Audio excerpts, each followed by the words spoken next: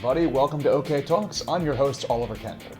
I'm a lifelong political nerd with an academic background in international relations focused in security policy and real-world experience working in the U.S. domestic political space and living in a number of other countries than my own, all of which combined, I think, positions me fairly well both to interpret for my international audience what's going on in the politics of my own country, and to shed light for some of the folks back home on some events of note going on in the rest of the world. So, I originally thought this was going to be another OK Takes episode where I'd bounce around to a couple of different topic areas, but in the end, there were just so many developments related to what I was discussing the last two episodes that I think I'll end up largely staying in that neighborhood. But before we get into things, I want to just encourage anybody who hasn't already to be sure to follow or subscribe to the podcast channel or whatever it's called on whichever platform you listen. And if you have ideas for the show, things you think I should be talking about, people you think I should have on, please do go ahead and reach out at oktalkspodcast@gmail.com. And most importantly, as always, be sure to share the show with anybody you think might get something out of it. So with all that out of the way, let's get into it. So, just right off the bat, I want to address one really stupid thing that I've seen from people reacting to the big missile and UAV strike on Israel from the weekend before last. Okay, one thing before I get to that, just a side note. From here on out, I'm just going to refer to the government of Iran as the IRI, the Islamic Republic of Iran. For reasons that I explained in the last episode, I really don't want to just call it Iran, since I don't think that the Iranian people deserve to be lumped in with the vicious priesthood that has ruled over them for the last half century or so. In any case, to the stupid thing that I was talking about, some of the responses to that IRI attack on Israel have taken the tone of bum, bum, bum, bum, bum, Iran.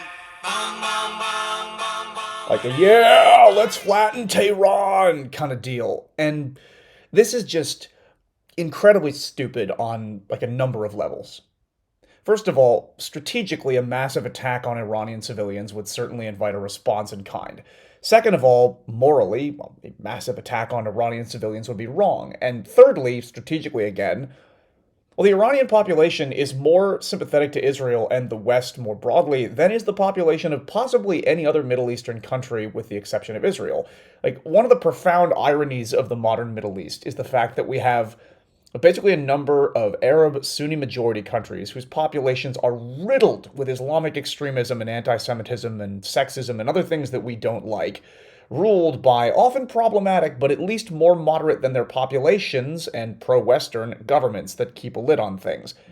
And then on the other hand, we have Iran, a Shia-majority country whose population is, as I say, more aligned with liberal values than any other Middle Eastern country with the obvious exception of Israel and the possible exception of Turkey, but ruled over by a truly vile government that is the primary state sponsor of terrorism all around the world. The Iranian people, they're not the enemy here. Hell, we've seen over just the last few years, we've seen them stage massive protests against their government, against the repression of women sparked by the murder, effectively, by the IRI's morality police of a girl named Mahsa Amini, whose crime was, not wearing her hijab tightly enough. I had my dear friend Khatare Gorgi on this show, I believe in episode 30 a year or two ago, talking about those protests, which she and I were both joining here in Spain. And you know who tends to know this? Israelis. They tend to know that, which is why you don't see a lot of stupid talk from Israelis about turning Tehran into a parking lot, because they know that the sort of Iranians who live in Tehran are about as representative of the movement that backs the IRI regime as people who live in Los Angeles, New York, and, Portland are of the Trump movement. A response to the IRI attack on Israel by killing a whole bunch of people in the part of Iran who are the least supportive of the regime would be insanity. In any case, late this past week, Israel did go ahead and launch their response to that previous barrage of drones, cruise, and ballistic missiles launched from the IRI. And no, they did not flatten Tehran. There had been speculation about how and if the Israeli government would retaliate in some way. I was sort of agnostic before as to whether or not I thought that they should. And in the end, they did go ahead and do something in a way that, frankly, to me at least, seems to have been pretty well done. They hit what seemed to have been a couple of IRI military targets inside of Iran. As far as I know, there haven't actually been any casualties at all. The attack by the Israelis, to me, looked calculated to send a message without actually inflaming things further. That message being, hi, I see you tried to overwhelm our air defenses by launching a massive attack with what would have in theory hit our civilian population if we didn't stop it. Your large-scale attack did not manage to overwhelm our air defenses. Our comparatively small one did manage to overwhelm yours. Now, we're not going to do a ton of damage right now, but you probably shouldn't try that again, because clearly we can and will get through your air defenses if we want to.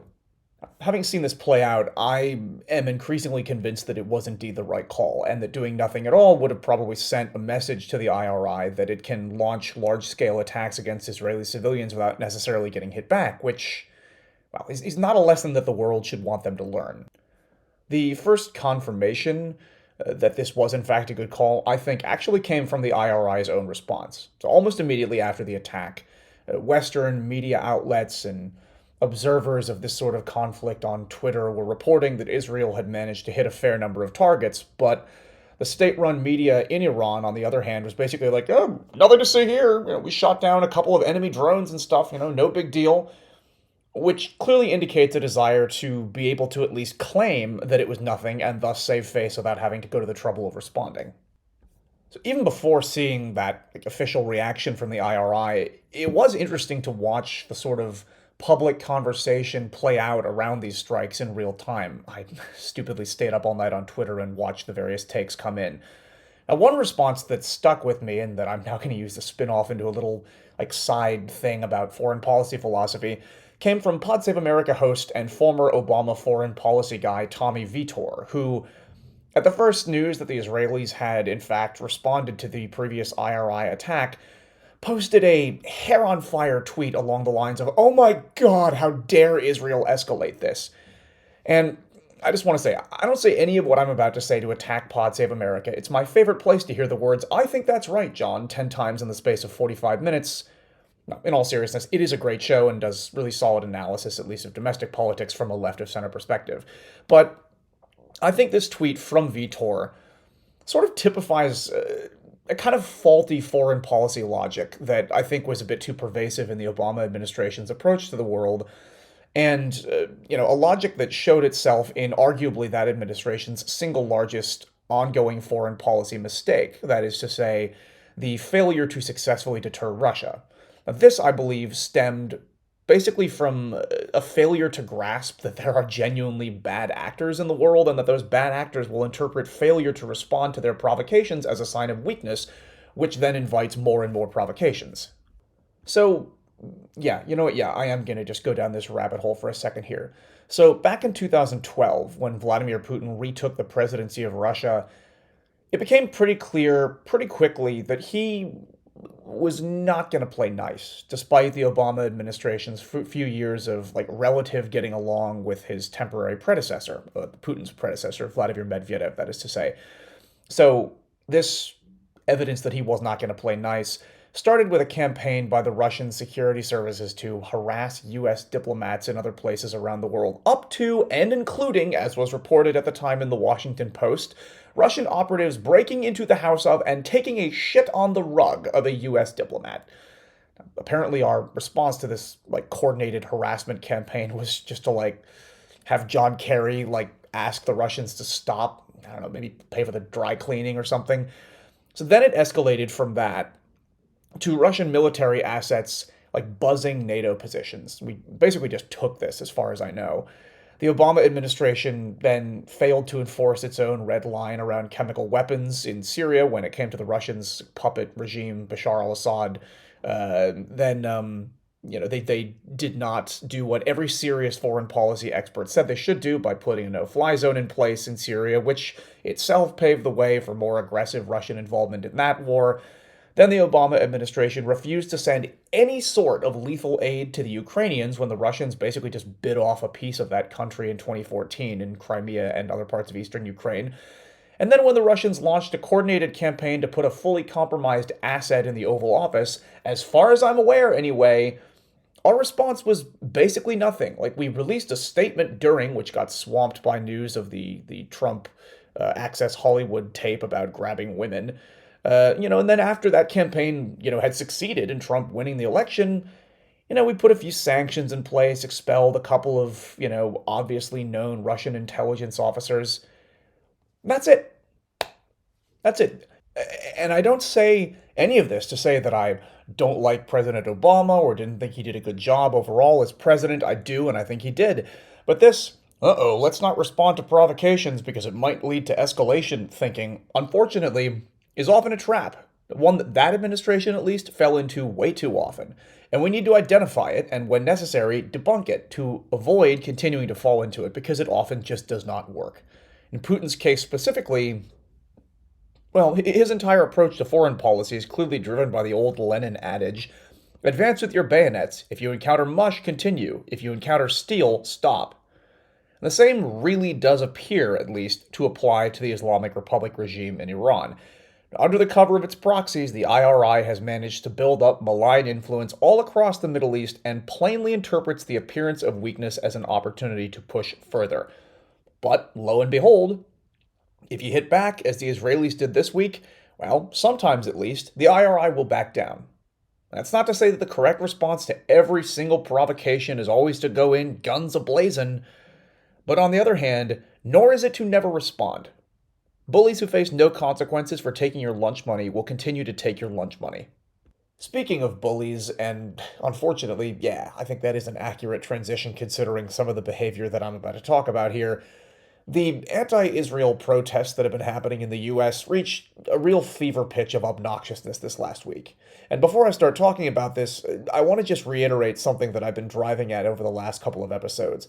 I think it's really important to not, as a number of media outlets have unfortunately still been doing, fall into the trap of referring to these protests across the board as pro-Palestine demonstrations.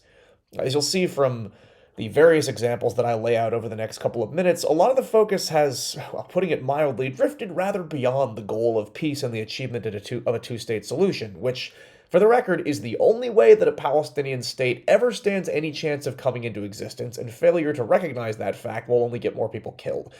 Considering the nature of a lot of these protests, I think it's both more accurate and more fair to those who are actually pushing for peace and serious solutions and who shouldn't be tarred by a lot of this bad behavior to call these protests we've been seeing anti-Israel protests rather than pro-Palestine ones. So that's largely how I'm going to refer to them here.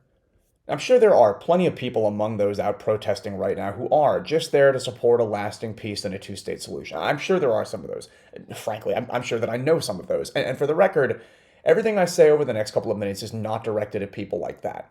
Although I will say, if you showed up for what you thought was a peace protest, but then the people around you start chanting calls to bomb Tel Aviv, why wouldn't you just leave? But, okay, a lot of people other than me have rightly pointed out lately that a lot of these increasingly violent, or at least employing violent rhetoric protests that we've been seeing on college campuses have not, shall we say, been primarily focused on building peace and finding a solution to the conflict. And if your protest is primarily focused on pushing for some outcome other than that, well, no, again, you're not pro-Palestine, you're just anti-Israel. And big chunks of the media, as far as I've seen, have unfortunately been doing a pretty bad job of making that distinction, showing only a sanitized set of images from these protests which leave out the nastier bits. Really, unfortunately, if you're not spending a decent bit of time on Twitter, which, for the record, is extremely understandable, actually, no, maybe I should say, rather, if you're getting the bulk of your news about these protests from the kinds of newspapers that I tend to favor, like the New York Times or the Washington Post, well, you've probably seen coverage mostly along the lines of, well, the administration said A, and the protesters said B, and then the police kicked out some of the protesters, just like in 1968 or something. And then pictures of signs calling for a ceasefire and a cute little row of suspiciously identical tents all set up on the quad. And that, I'm sorry, is just not close to representative of the whole story here. Now, I had written several days ago a number of things about this, about Columbia University's decision to suspend a few of these protesters and to ask the police to remove some who refused to leave when they were asked to do so. I looked at the irony of the sudden, deep concern for the protection of free expression on college campuses from a lot of people and outlets that, well, hadn't seemed very concerned about that up until now. The same people and outlets that have spent the last decade or so poo-pooing the chorus of warnings from people all over the ideological spectrum, mind you, about a growing lack of free speech on college campuses. The fact that more and more any viewpoint right of far left has been being censored or driven off campus entirely by a heckler's veto, often in the name of quote-unquote safety. because students might be traumatized by hearing things they disagree with. But now that a number of these protests have come with like actual, genuine physical threats to people's safety, well, I talked about the reality that free speech does not, nor should it, include an unlimited right to harass or disrupt. I had written a bunch of stuff about all that. But it was too long and also referred to a bunch of specific details that, although interesting, I think, are now several days old and have been replaced by a whole bunch more of them. So I think to prevent this from becoming yet another 45-minute-er, I will stay a bit more general, try to update on some of these things, and most importantly, to provide some context that, as I said before, unfortunately does not seem to be making its way, at least that much, into either the coverage or at all into the super gaslighty public statements by a number of people and organizations that have decided that, for whatever reason, they're going to try to sweep the nastier elements of these protests under the rug. Like this one, which was shared pretty widely. Here, take a listen. Hey, remember the 7th of October! Never forget the 7th of October! That will happen! Never forget the 7th of October! Not 1 more time! Not 5 more times! Not 10 more times! Not 100 more times! Not 1,000 more times! Not 10,000 times! My understanding is that's either on Columbia's campus or just outside of it. And in case the audio isn't clear enough, that's a couple of little assholes in their $4 Amazon.com kafiyas shouting, quote, "Remember the 7th of October. That's not going to happen just one time or 10 times or 100 times or 1,000 times, but 10,000 more times. The 7th of October is about to be every fucking day for you. You ready?" Unquote. Yeah, Jewish students, especially at Columbia, have been telling us for months now that they often felt threatened and harassed. Maybe they had a point. So that was a few days ago, I believe the same day that Columbia administrators went out to talk to the protesters gumming up the quad, asked them to please pack up their tents and go back to the dorms, got ignored, so then asked the police to come and clear them out. There have been a whole bunch more incidents of very obvious anti-Semitism at Columbia and on a number of other campuses since then, to the point where the Biden administration has since released a statement criticizing what's going on. Which I don't think that this rather low-key, doesn't need to weigh in on everything administration would be doing if all we were seeing was like peaceful protests in favor of a ceasefire. These are, again, I don't know if I want to say largely, but at least to enough of a degree that they are quite noticeable, not exactly people calling for an end to the violence and a two-state solution. Rather, they're chanting things like, "We don't want no two states, we want 1948," and "There is only one solution, Intifada revolution, and from the river to the sea, Palestine will be either free or Arab," depending on if they're chanting in English or Arabic. Now, to be clear, all of those are calls to violence, and they're just a sampling of the various things being shouted by large groups of people on these college campuses. I mean, really, it appears that the only criteria applied by these protesters to whether or not to chant something is the question of if it rhymes. And no, this is not just one or two bad apples. These are things being chanted by large groups of people on multiple different college campuses. Oh wait, here's one more. I believe also from Columbia, but probably other places as well. Okay, so the first they reference the Hamas Al-Qassam Brigade. So, "Al-Qassam, make us proud, take another soldier out. We want justice, you say how? Burn Tel Aviv to the ground. Hamas, we love you. We support your rockets too." Yeah. Ceasefire now, am I right, guys? And, as comical as some of these ridiculous chants are, it does go beyond just getting hundreds of people together on individual campuses to chant calls for violence. I've seen videos of an Arab-Israeli student at Columbia, I believe, just off campus, getting punched in the face by keffiyeh-wearing anti-Israel protesters because he had the temerity to film them in their protests. Students have been physically pushed out of places on campus because they were wearing a Star of David necklace. I should say that one, video of which was all over the internet over the weekend at Columbia, involved a crowd of cultural revolutionaries doing a weird sort of call and response while forming a human chain to shove this kid out of their, little camp because he was wearing a Star of David necklace. Columbia's administrators decided, in the last couple of days, to just have all their classes online, because the chances of anti-Israel protesters harassing people on campus and starting a riot are high. A well-known Jewish Israeli professor was physically barred from the campus at Columbia for security reasons, and the chief rabbi at Columbia has urged Jewish students to simply leave the campus because of concerns that it's physically unsafe. And this is all just at Columbia. There's been plenty of reports and video footage of Jewish students being attacked and harassed elsewhere by anti-Israel protesters. One kid at Yale got whacked in the face with a flagpole January 6th style. It's all the rage right now. And the totality of these events probably should be enough for us to recognize that whether or not there are 2 or 3 Jewish students from the weird anti-Israel fringe group Jewish Voices for Peace in the crowd so that a few of the marchers can say, look, I have a Jewish friend. This all taken together represents mass anti-Semitism of a sort that we have not seen in a very long time, and managing to still not see it requires Olympic levels of mental gymnastics.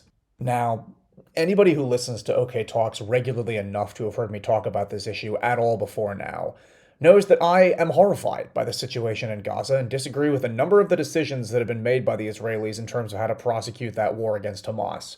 I deplore Benjamin Netanyahu and his borderline fascistic coalition that runs the Israeli government right now, and I very much want to see the creation of a Palestinian state, and the sooner the better.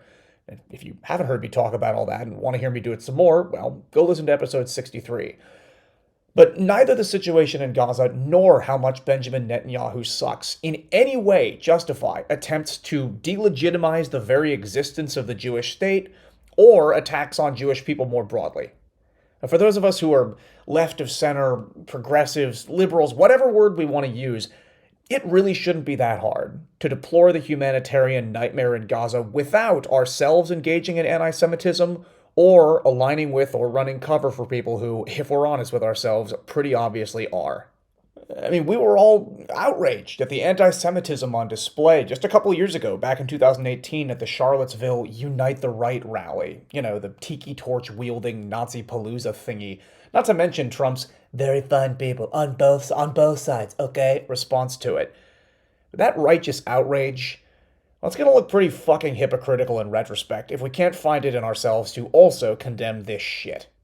Speaking of condemning things, lest I give the impression that the only bad behavior that bothered me this past week was the most obnoxious anti-Israel protesters, both the ones on campus harassing Jewish students and the ones off campus, like, blocking bridges and stuff, which, for the record, is inevitably going to get somebody killed when, like, an ambulance fails to reach its destination or something.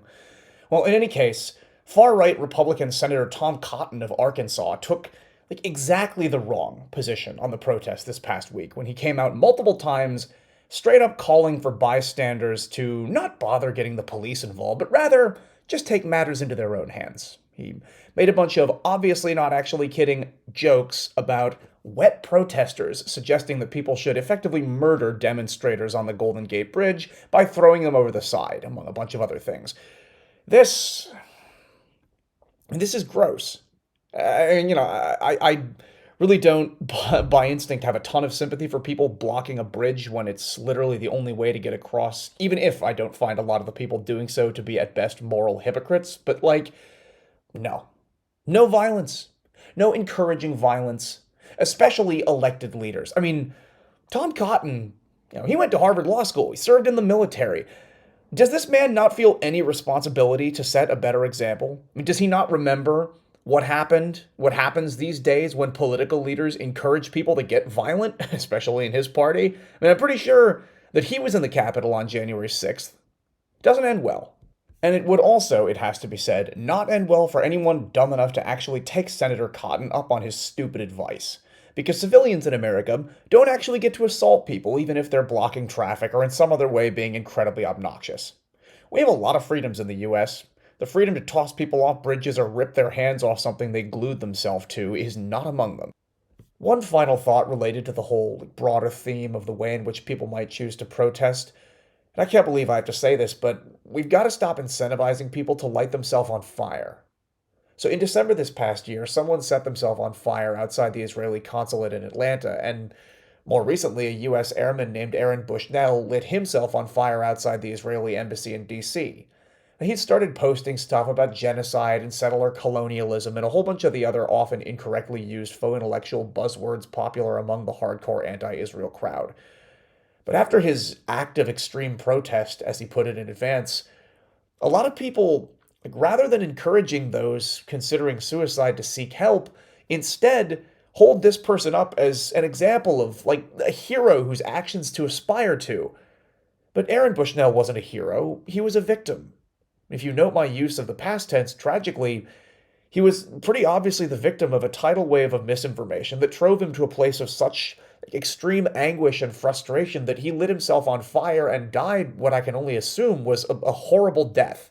And celebrating this fact, the glorious martyrdom of it all, it's just gross. And by the way, will almost certainly encourage other people, especially ones who have an underlying mental illness. And I should say, I don't know if that was the case with Bushnell specifically, but I do know that keeping posthumous praise and glory and accolades on what this poor guy did will almost certainly encourage other people to also think about trying to intentionally die for a cause. And I bring this up this week, not just because I've been talking in this episode about the excesses and maximalism of a lot of the anti-Israel protesters, but also because just the other day, some other guy showed up near the courthouse in New York where Trump's trial is taking place, tossed a bunch of weird conspiracy theory pamphlets in the air, and then lit himself on fire, and is now also no longer alive. And I definitely saw a few Trumpy influencers on Twitter at least kind of celebrating this guy. Look, my point is this. Martyrdom, not actually a good thing. I don't mean to say that nobody who's ever died for a cause was a hero and we shouldn't celebrate them. I mean, obviously, many people who have died for causes absolutely are heroes. But if we want to celebrate someone who died for a cause, well, we should start by celebrating them and maybe the cause, not specifically the fact that they died for it. Dying for a cause can be noble, but it should be seen as a last resort, not glorified as the most desirable outcome. I mean, sacrificing oneself when there was no other choice. That's one thing. Celebrating the act of, going out of the way to intentionally die for one's beliefs, making that something to aspire to, well, I think that's a different thing, and one that usually leads to a bad place. Leads to the place where suicide bombers and kamikaze pilots come from. And if we turn people who commit suicide for a cause into heroes, we're going to get a whole lot more dead people, and it's probably not going to be only people who chose to do it. A while ago, we basically collectively decided to try to avoid publicly naming the people who carry out mass shootings so as not to make them famous and thereby encourage others to follow in their footsteps. And this, I think, is exactly the same logic we should apply to people intentionally killing themselves in order to experience the glory of martyrdom for whatever cause they subscribe to. Now, I don't mean to imply specifically that the 3 acts of self-immolation that I just talked about a couple of minutes ago are up on the same moral plane as a school shooting. I want to be clear. I don't mean to imply that. But again, glorifying martyrdom usually doesn't lead to a great place. And all we got to do is take a look at other cultures, both past and present, where intentional martyrdom is something massively to be aspired to in order to recognize it's probably not something that we in the liberal West should want to adopt. And fortunately, we have many, many examples of successful, peaceful protest movements both in the West and in other places in the world that we can look to for inspiration instead. That's it for this episode of OK Talks. If you like the show and want to make sure not to miss the next episode, in which I think I can promise I won't just talk about the situation in the Middle East or reactions to it, hit subscribe or follow the show on whatever platform you listen, or shoot me an email at oktalkspodcast@gmail.com to be added to the email list. If you really want to do me a favor, be sure to like the show and leave a review, and most importantly, share it with anybody you think might get something out of it. To those who already have, thanks. To those who will, thanks in advance. Thanks as always to Nate Wright for having designed the podcast artwork, and to everyone else for listening.